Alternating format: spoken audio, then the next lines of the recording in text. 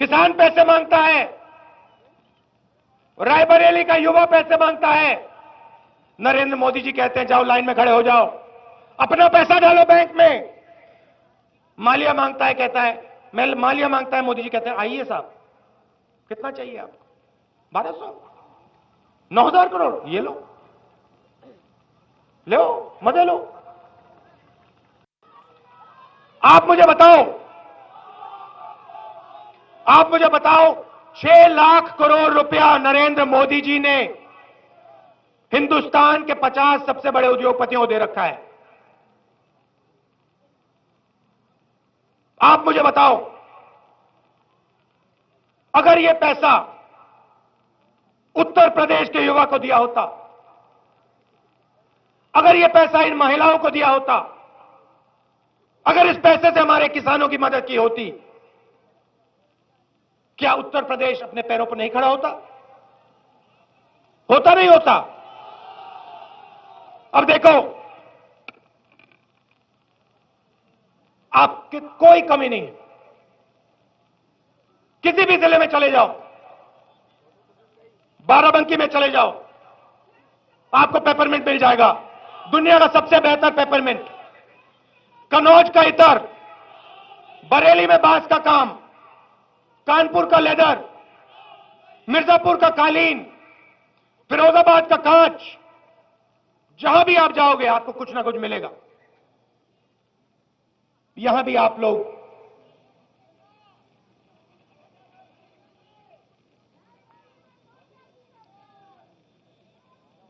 अब आप बताओ, यहां हम फूड पार्क लाना चाहते थे, हम यहां फूड पार्क लाना चाहते थे, 40 फैक्ट्रियां हम यहां लगाना चाहते थे। अभी आऊंगा भैया, आऊंगा, एम्स पे आऊंगा, रेलवे फैक्ट्री पे आऊंगा, रेल कोच फैक्ट्री पे आऊंगा, सब जगह आऊंगा, कुछ नहीं छोड़ने वाला हूं मैं। हम फूड पार्क लगाना चाहते थे। माता और बहनों, मैं आपको बताता हूं क्यों। आज रायबरेली का किसान, अमेठी का किसान, सुल्तानपुर का किसान, मोहनलालगंज का किसान मंडी में सामान बेचता है। हम चाहते थे कि यहां का किसान डायरेक्ट फैक्ट्री में अपना माल बेचे, उसे सही दाम मिले। और फिर हम चाहते थे कि फूड पार्क में जो बने 40 फूड प्रोसेसिंग फैक्ट्रीज लगनी थी यहां पे, आलू की चिप्स बनाने वाली, टमाटो सॉस बनाने वाली, आंवला, अलग अलग चीजों को प्रोसेस करने वाली, मिंट, पेपरमिंट, पूरे उत्तर प्रदेश से यहां माल आता, हजारों लोग युवाओं को यहां रोजगार मिलता, और फिर आपका माल फुर्सतगंज एयरपोर्ट से पूरी दुनिया में जाता। अमेरिका में राष्ट्रपति पेपरमिंट खाता, खोलता उसको, उस पर लिखा होता मेड इन रायबरेली। अब मुझे समझ में नहीं आ रही है बात, ये Modi ji make in India, make in India, make in India की बात कर रहे हैं। पिछले साल हिंदुस्तान में एक युवा को रोजगार नहीं मिला। मोदी जी की सरकार ने कहा है, उनके मंत्री ने कहा है, मुझे लोकसभा में कहा है। फोन को देखता हूं, मेड इन चाइना,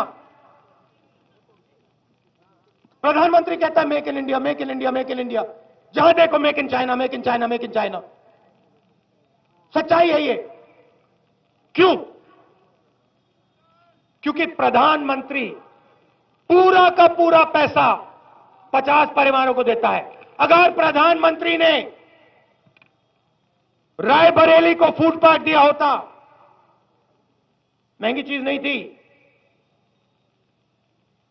50,000 करोड़ की चीज नहीं थी, मगर नहीं, छीन लिया आपसे, आपका भविष्य छीना, आपके युवाओं का रोजगार छीना,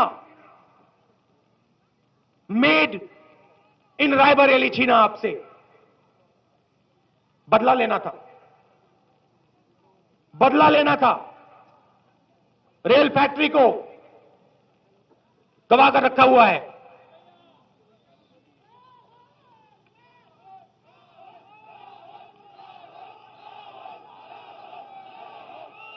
अब हम आप अखिलेश यादव जी की सरकार आएगी, कांग्रेस पार्टी की सरकार आएगी, तो मैं आपको बताऊंगा क्या करेंगे।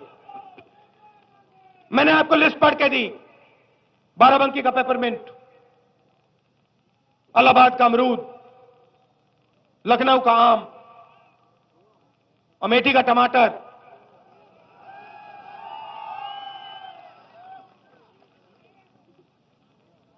हम पैसा आपको देंगे, 50 परिवारों को नहीं। हम आपके पास यहां आएंगे, जैसे समूह में काम करते हैं। देखो समूह की बात देखो, राजीव गांधी परियोजना का कमाल आपको बताता हूं। ये देखिए ताली बजा रही हैं। 20-30 हजार रुपए में, नहीं बात सुनिए, 20-30 हजार रुपए में एक परिवार की आप जिंदगी बदल सकते हो। यह सबूत है।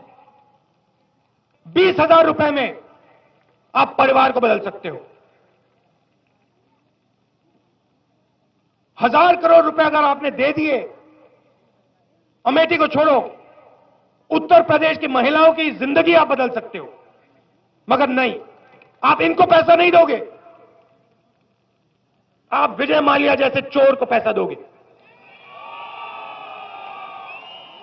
ये देखेंगी,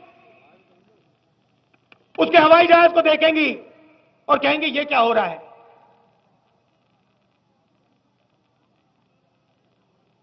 उसको 10,000 करोड़ रुपए क्यों मिल रहे हैं,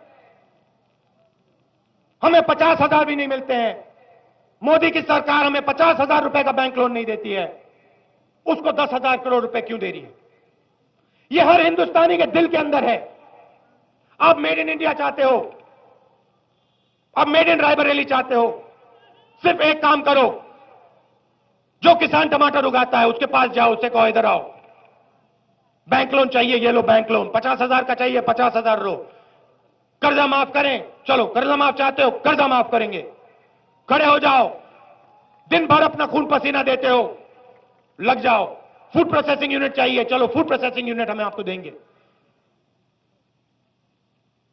माल्या हिंदुस्तान में शराब बेचता है,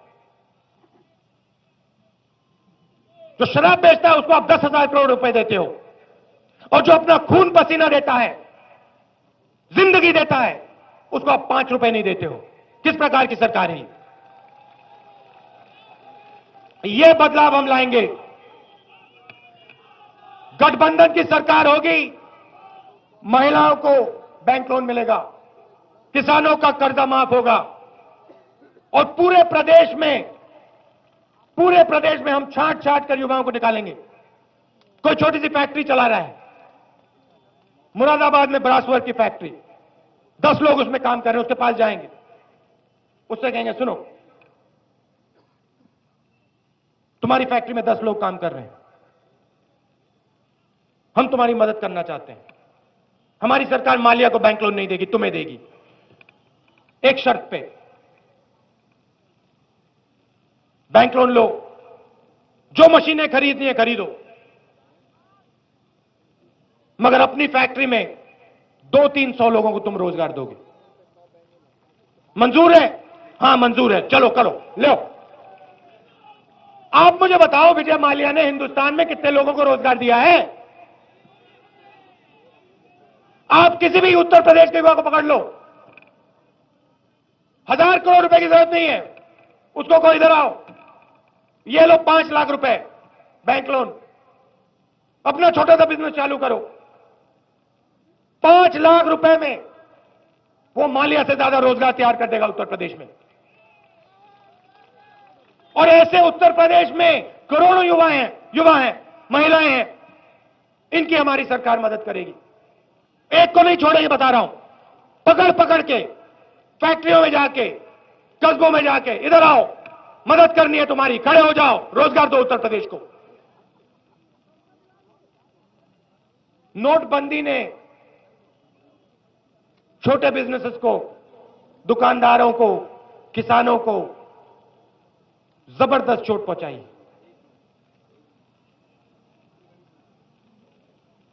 और मोदी जी कहते हैं भ्रष्टाचार के खिलाफ कदम उठाया। आप यहां, और खासतौर से जो महिलाएं हैं, आप समाजवादी पार्टी और कांग्रेस पार्टी की सरकार यूपी में लाइए,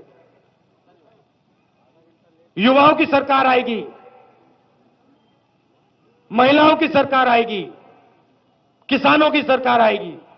युवा को लगेगा कि भैया बैंक लोन मिल रहा है, मदद हो रही है, मशीनें हमारे पास आ रही हैं, फैक्ट्री लग रही है। किसानों को लगेगा पहली बार सरकार ने हमें पूरी मदद दी है, खड़ी हुई है हमारे साथ सरकार। ऐसी आप सरकार लाइए, मिलकर हम ऐसी सरकार लाएंगे, उत्तर प्रदेश को बदलने का काम करेंगे, मेड इन उत्तर प्रदेश पूरी दुनिया में फैलाएंगे। और एक ऐसा दिन आएगा, रायबरेली का युवा फोन को देखेगा, उस पर लिखा होगा made in Raebareli, made in Uttar Pradesh. शाम का समय है, आप सबको दूर दूर जाना पड़ेगा, महिलाओं को जाना पड़ेगा। मैं आप सबको बहुत बहुत दिल से धन्यवाद करना चाहता हूं। आपने कष्ट किया, आप यहां आए, दिल से बहुत बहुत धन्यवाद। नमस्कार, जय हिंद। जो हमारे प्रत्याशी हैं, हमारे जो प्रत्याशी हैं कांग्रेस के, समाजवादी पार्टी के, पूरे प्रदेश में, यहां पे आसपास में, उनको आप जिताइए, कांग्रेस पार्टी समाजवादी पार्टी की सरकार लाइए। धन्यवाद, नमस्कार, जय हिंद। और हमारी जो माताएं बहनें हैं, आपको भी बहुत बहुत धन्यवाद, नमस्कार। मैं शहर अध्यक्ष सईदुल हसन साहब से कहूंगा कि वो धन्यवाद ज्ञापित करें। सम्मानित भैया जी, तो तस्वीरों में आप देख रहे हैं राहुल गांधी, प्रियंका गांधी उत्तर प्रदेश के रायबरेली में पहली बार एक साथ राहुल गांधी और प्रियंका गांधी नजर आ रहे हैं चुनाव प्रचार करते हुए। रायबरेली में दोनों को देख रहे हैं आप, एक साथ मौजूद हैं। राहुल गांधी, साथ में बहन प्रियंका गांधी भी इस मंच पर उनके साथ मौजूद हैं। तो आज पहली बार उत्तर प्रदेश विधानसभा चुनाव 2017 के प्रचार के लिए निकली हैं प्रियंका गांधी और साथ में भाई राहुल गांधी। रायबरेली की ये तस्वीरें आप देख रहे हैं, जहां मंच पर दोनों भाई बहन मौजूद हैं, कांग्रेस के लिए वोट मांग रहे हैं। और मंच से राहुल गांधी ने जमकर निशाना साधा प्रधानमंत्री नरेंद्र मोदी पर। पीएम ने कल ही कहा था कि उत्तर प्रदेश ने उन्हें गोद लिया है। राहुल गांधी ने कहा कि रिश्ते बोलने से नहीं, निभाने से बनते हैं। और देखिए, दोनों भाई बहन राहुल गांधी, प्रियंका गांधी रायबरेली में इस वक्त मौजूद हैं। चुनाव प्रचार में पहली बार प्रियंका नजर आई हैं इस बार, और भाई के साथ वो ये मंच साझा कर रही हैं। रायबरेली में प्रियंका गांधी की ये मौजूदगी राहुल गांधी के साथ कांग्रेस और गठबंधन के प्रत्याशियों के लिए वोट मांगते हुए राहुल गांधी और साथ में बहन प्रियंका गांधी। हालांकि रायबरेली में कांग्रेस की कमान प्रियंका गांधी संभालती रही हैं, क्योंकि गांधी परिवार का गढ़ माना जाता है अमेठी रायबरेली। और ऐसे में राहुल गांधी ने अपनी बात कही, लेकिन देखिए इस मंच पर प्रियंका गांधी जरूर थी, लेकिन उन्होंने यहां से कुछ कहा नहीं। राहुल और प्रियंका गांधी की ये साझा रैली, मंच पर राहुल गांधी के साथ लगातार नजर आई प्रियंका गांधी, लेकिन कुछ कहा नहीं उन्होंने मंच से। सिर्फ राहुल गांधी ने भाषण दिया, केंद्र की सरकार पर, नरेंद्र मोदी पर सीधा हमला बोला उन्होंने।